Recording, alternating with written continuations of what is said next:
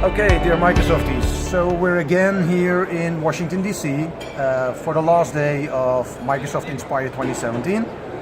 As you see, I'm not alone this time because I brought a colleague sitting next to me. That's Michael. Hi, Michael. Hi there. And Michael is in our company is the CEO of QBS Group, and we thought it was a good idea to sort of talk a bit, on all the things that happened over the last few days and make a sort of a resume.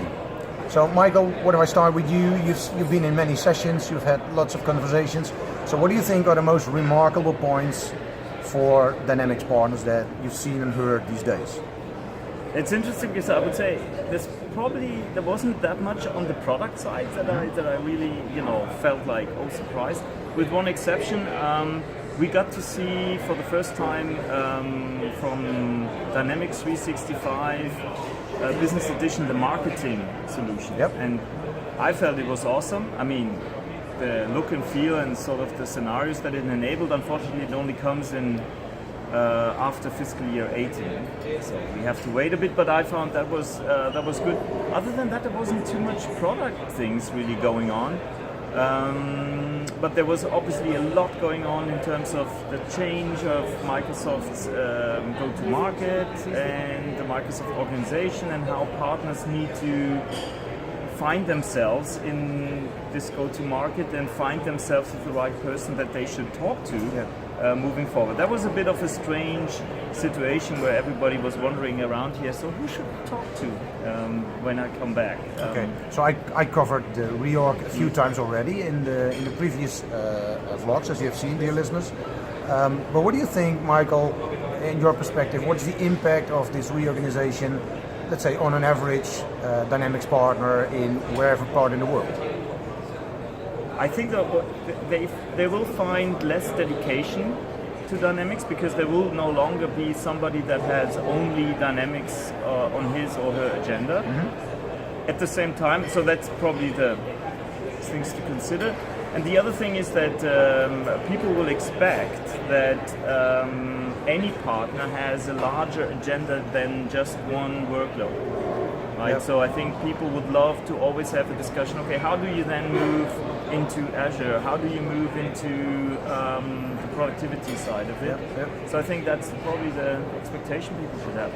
Okay, so message I would say here for Dynamics partners, if you are today still what I call a single category partner, either doing NAV or doing GP or CRM, I know that you have to broaden your footprint.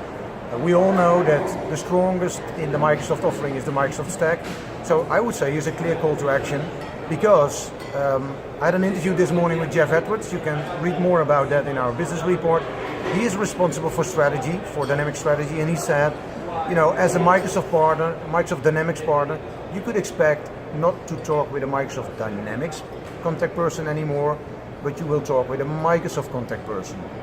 And that might sound a little bit weird, but the message is, ladies and gentlemen, that Dynamics finally is mainstream, and it means that you will talk with Microsoft and not so much with Microsoft Dynamics anymore. So, Michael, if we would like to finalize, let's say, this very last vlog, maybe it's good to give some go-dos for partners, right? Not the things that you should do in a year or 2 years from now, but after the weekend there's a new Monday morning, and the question is, what can you do with all this on Monday morning? So, Michael, what would be your, let's say, go-do advice for partners?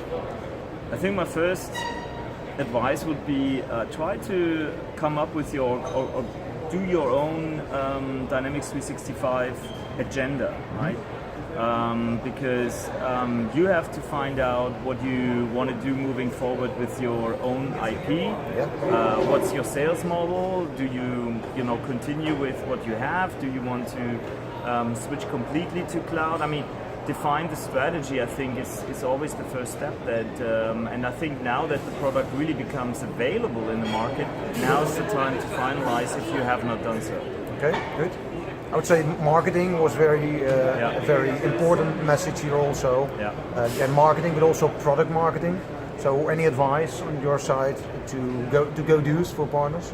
Well, yeah, I think consider yourself as being or becoming the capability of doing product marketing yourself. I know we are having a training which is product and packaging, which is one of the best rated trainings that QBS is doing, because many of our partners feel the need that once you come out with a cloud solution, then all of a sudden you have to think about pricing, and you have to think about how do I do updates, how do I do the packaging, and those type things I think you need to get trained on, or have somebody in your organization that gets trained on. Yeah. Okay. So it would be an advice. Yeah. We're not selling you anything, right?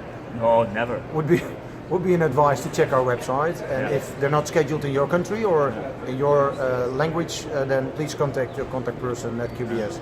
I would say from my side, the last one really is specialization.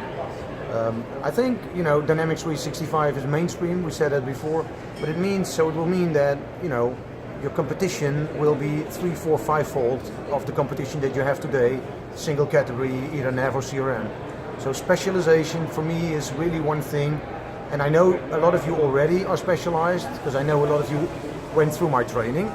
But if you say my specialization is on a macro level, think professional services, government, manufacturing, I do believe you should consider going deeper in the funnel and think, for instance, go to niches. And if we talk about professional services, why don't you think about lady hairdressers as a niche, or maybe lady hairdressers for ladies with blonde hair, right, as a niche? So that's something that we definitely could do. How do you come to that? The ladies? I asked my wife. Okay. I'll ask my wife about it.